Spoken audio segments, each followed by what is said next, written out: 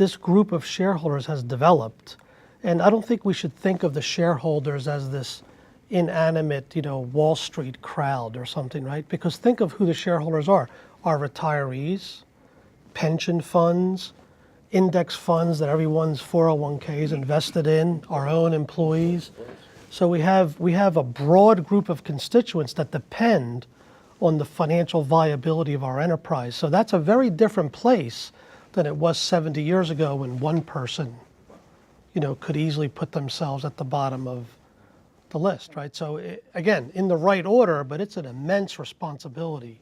There's real debate that goes on inside this corporation with our employees with regard to a belief that we are too short-term focused, that we are putting too much emphasis on the financial deliverables for our shareholders at the expense of long-term investments in R&D, on investments in plant improvements, on other long-term investment.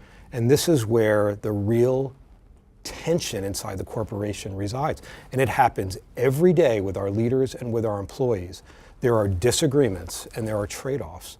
And I think our employees are feeling tremendous pressure right now. We cannot invest in everything, right? We have to have some rationalized process for making investments.